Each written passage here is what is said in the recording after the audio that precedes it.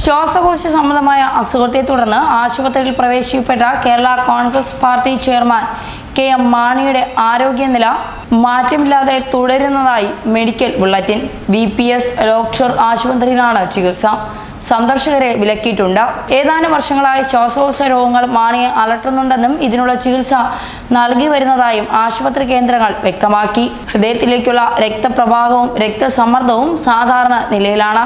വിദഗ്ധ ഡോക്ടർമാർ കൃത്യമായി നിരീക്ഷിക്കുന്നുണ്ട്. അതേസമയം വൃക്കകളുടെ പ്രവർത്തനം ഏതാണ്ട് നിലച്ചതും മരുന്നുകളോട് പ്രതികരിക്കാത്തതും സ്ഥിതി സങ്കീർണമാക്കുന്നു. ജീവൻ നിലനിർത്തുന്നത് വെന്റിലേറ്ററിന്റെ സഹായത്തോടെയാണ്.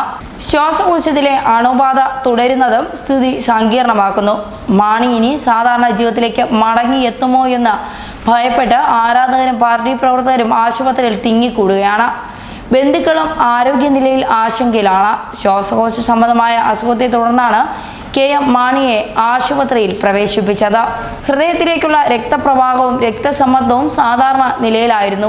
ഇതിനിടെയാണ് കിഡ്നി അടക്കമുള്ള ആന്തരിക അവയവങ്ങളെ രോഗം ബാധിച്ചത്. ഇതോടെയാണ് പ്രതിസന്ധി തുടങ്ങിയത്. വർഷങ്ങളായി ശ്വാസകോശ രോഗബാധിതനായ അദ്ദേഹത്തെ വിദഗ്ധ ഡോക്ടർമാരുടെ സംഘം നിരീക്ഷിക്കുകയാണെന്ന് ആശുപത്രി അധികൃതർ അറിയിച്ചു. ലോക്ഷോർ ആശുപത്രിയിലെ പൾമനോളജിസ്റ്റ് ഹരി ലക്ഷ്മണന്റെ ചികിത്സയിലാണ് അദ്ദേഹം. രാത്രിയിൽ വെന്റിലേറ്ററിന്റെ സഹായം ലഭ്യമാക്കുന്നുണ്ട്. ഡയാലിസിസിന് വിധേയനാക്കുന്നുണ്ട്. ഡോക്ടർ VP ഗംഗാധരനും കെ.എം. മാണിയെ പരിശോധിച്ചു. കെ.എം. മാണിയെ മുഖ്യമന്ത്രി പിണറായി വിജയൻ സന്ദർശിച്ചു. LDF സ്ഥാനാർത്ഥി P. രാജീവിന്റെ തിരഞ്ഞെടുപ്പ് യോഗത്തിൽ പങ്കെടുക്കാൻ പോകുന്നതിനിടെയാണ് മുഖ്യമന്ത്രി ആശുപത്രിയിലെത്തിയത്. മുൻപ് ആശുപത്രി ചികിത്സയ്ക്കെത്തിയ ശേഷം ഡിസ്ചാർജ് ചെയ്തിരുന്നുവെങ്കിലും ഗുരുതര ശ്വാസ തടസ്സത്തെ തുടർന്ന് കഴിഞ്ഞ വെള്ളിയാഴ്ച പുലർച്ചെ വീണ്ടും ആശുപത്രിയിൽ പ്രവേശിപ്പിക്കുകയായിരുന്നു. ശ്വാസകോശത്തിൽ അണുബാധ കണ്ടെത്തി. രക്തത്തിൽ ഓക്സിജന്റെ അളവ് കുറവാണ്. രക്തസമ്മർദ്ദവും നാഡിയിടിപ്പും സാധാരണ നിലയിലാണെന്ന് ആശുപത്രി പറയുന്നു. എന്നാൽ അബോധാവസ്ഥയിലേക്ക് പോയതുകൊണ്ട് തന്നെ സ്ഥിതി സങ്കീർണവുമാണ്. അണുബാധ ഉണ്ടാകാതിരിക്കാൻ സന്ദർശകർക്ക് കർശന നിയന്ത്രണം ഏർപ്പെടുത്തിയിട്ടുണ്ട്. ഏതാനും വർഷങ്ങളായി ശ്വാസകോശ രോഗങ്ങൾ മാണിയെ അലട്ടുന്നുണ്ടെന്നും ഇതിനുള്ള ചികിത്സ നൽകി വരുന്നതായും ആശുപത്രി കേന്ദ്രങ്ങൾ വ്യക്തമാക്കിയിട്ടുണ്ട്. ആരോഗ്യനില മോശമായതിനാൽ തിരഞ്ഞെടുപ്പ് പ്രചരണ വേദികളിൽ നിന്ന് മാണി വിട്ടുനിന്നിരുന്നു. ഇത് കേരള കോൺഗ്രസ് അണികളെ ആശങ്കയിലാഴ്ത്തിയിരുന്നു. ഇതിന് പിന്നാലെയാണ് നേതാവിന്റെ ആരോഗ്യസ്ഥിതി ഗുരുതരമാണെന്ന വാർത്തകൾ പുറത്തുവരുന്നത്.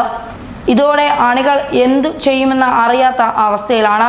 തിരഞ്ഞെടുപ്പ് പ്രചരണങ്ങളിലും മാണിയുടെ ആരോഗ്യം പ്രവർത്തകർക്കിടയിൽ ചർച്ചയാണ്. കിഡ്നിക്ക് രോഗം ബാധിച്ചതുകൊണ്ട് തന്നെ ഇനി സജീവ രാഷ്ട്രീയ ഇടപെടലിന് മാണിക്കാകില്ലെന്നാണ് പൊതുവെയുള്ള വിലയിരുത്തൽ. ഇതെല്ലാം കേരള കോൺഗ്രസ് പ്രവർത്തകർ ചർച്ചയായി കഴിഞ്ഞു.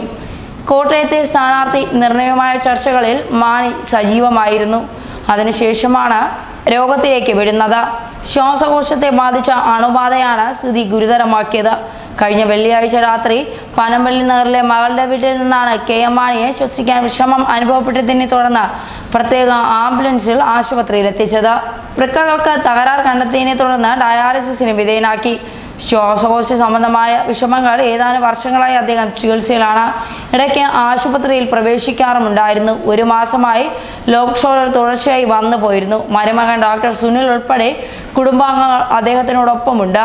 ഉമ്മൻചാണ്ടി ഉൾപ്പെടെയുള്ള UDF നേതാക്കൾ ആശുപത്രിയുമായി ബന്ധപ്പെട്ട് രോഗവിവരങ്ങൾ ആരായുന്നുണ്ട്. വിദഗ്ധ ഡോക്ടർമാരുടെ നേതൃത്വത്തിലാണ് മുൻ ധനമന്ത്രിയെ ചികിത്സിക്കുന്നത്.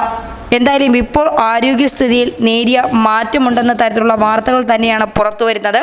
ഇത് പാർട്ടി പ്രവർത്തകർക്കിടയിലും അണികൾക്കിടയിലും ഏറെ പ്രതീക്ഷയുണ്ടാക്കുന്ന ഒരു വാർത്ത തന്നെയാണ്.